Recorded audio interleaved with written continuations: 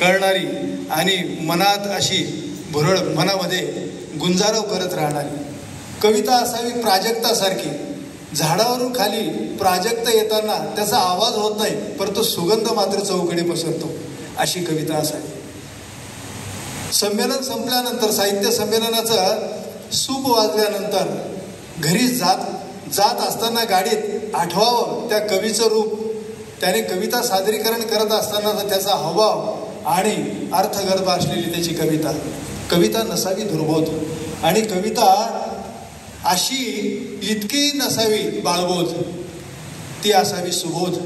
मला असं वाटतं अशी सुबोध कविता या मुलीनं या ठिकाणी सादर केली. तिचं मी मनस्वी अभिनंदन करतो. आज या कथाकथन सत्रात मला आमच्या वंजारी महासंघाच्या साहित्य आघाडीकडून एक चांगली संधी मिळाली की मी या कविता सादरीकरणाच्या गोड सुंदर अशा कवी संमेलनाचं मी अध्यक्ष पदाचा मला सन्मान मिळाला. हा सन्मान माननीय श्री गणेश खाडे साहेब, विचारवंत, साहित्यिक, लेखक तथा आध्यात्मिक मार्गदर्शक आणि संस्थापक अध्यक्ष वंजारी महासंघ महाराष्ट्र राज्य, या माणसाची ही जी धडपड आहे, ही जी चळवळ आहे, हा जो व्याप त्यांनी स्वतःच्या अंगाशी लावून घेतलेला आहे, हा व्याप मोठी माणसं लावतात. त्या मोठ्या माणसांना भूतकाळात प्रत्येकानं वेळा म्हटलेला आहे, आणि ज्या माणसाला वेळा म्हटलेला आहे तो माणूस पुढे देव झालेला आहे. खाडेसाहेब, तुम्ही भविष्यातले देव आहात. आणि एकदा जोरदार गणेशजी खाडेंसाठी टाळ्यांचा गजर. जो माणूस राष्ट्रभक्त म्हणेल मी, अशा राष्ट्रभक्त असलेल्या सर्व धर्माचा प्रचार करणारा प्रबोधनकार, थोर समाजसुधारक, राष्ट्रभक्त, राष्ट्रसंत भगवान बाबा महाराजांचा निस्सीम सेवक आहे. अध्यात्माचे धडे अनेक वृत्तपत्रातून जेव्हा ते मला व्हॉट्सअपला पाठवतात, मी तर मंत्रमुग्धच होतो. पहिल्या ओळीपासून शेवटच्या ओळीपर्यंत हे सुरूच नाही, वाचतच बसावं. तुम्ही मला अध्यात्माच्या या डोहामध्ये टाकलेलं आहे. मी आता येथेच डोंबणार आहे. मला सुद्धा तुम्ही गोडी लावली. मी आता घरी गेल्या ज्ञानेश्वरीचे पारायण सुरू करतो. मी स्वामी समर्थांचं पारायण करतो आहे, स्वामी समर्थांचं चरित्र वाचतो आहे, परंतु आता ज्ञानेश्वरी मी सोडणार नाही. आणि जसं म्हणतो की आधाशासारखं एखाद्याला भूक लागलेल्या माणसाने खात राहावं, तशी ज्ञानेश्वरी मी वाचल्याशिवाय राहणार नाही.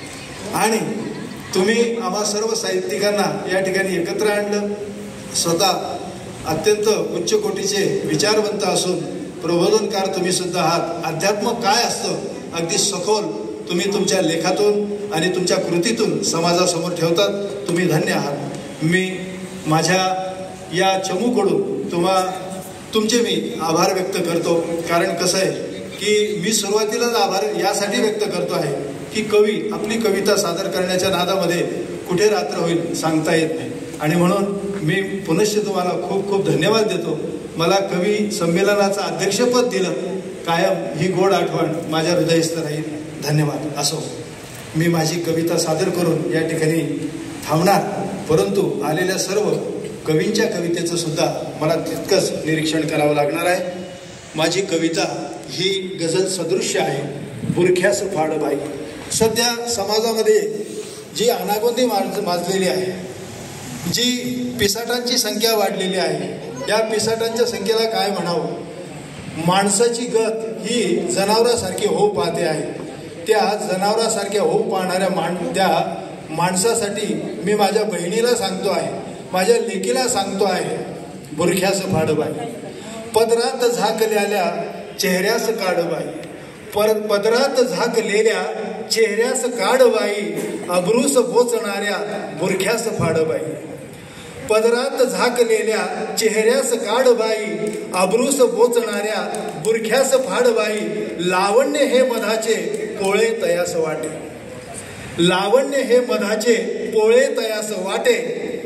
रोखून बाण असते टोळी उन्हाडबाई. रोखून बाण असते टोळी उन्हाडबाई. चौफेर पाखरांचे दिसती थवे निरागस. चौफेर पाखरांचे दिसती थवे निरागस. आहेत लांडगेही येथे लबाडबाई. आहेत लांडगेही येथे लबाडबाई.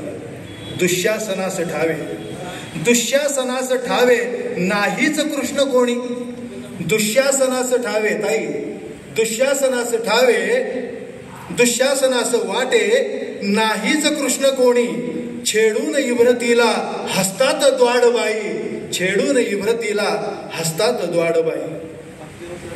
व्हावे जशाच तैसे, व्हावे जशाच तैसे झाला रिवाज येथे, व्हावे जशाच तैसे झाला रिवाज येथे, बुजरा स्वभाव आता मातीत गाडबाई, बुजरा स्वभाव आता मातीत गाडबाई. झुंजार मर्दिनी गे, झुंजार मर्दिनी गे व्हावेस सिद्ध तूही, झुंजार मर्दिनी गे व्हावेस सिद्ध तूही, एक एक दानवाला ठेचून काढबाई, एक एक दानवाला ठेचून काढबाई. लढलीस जिंकले तू संग्राम काल चेते, लढलीस जिंकले तू संग्राम काल चेते, आहे समानतेचा चढणे पहाडबाई, आहे समानतेचा चढणे पहाडबाई. धन्यवाद. आणि यानंतर मी चंद्रकांतजी धस, कवी चंद्रकांतजी धस यांना या ठिकाणी आमंत्रित करतो की त्यांनी आपली एक कविता सादर करावी.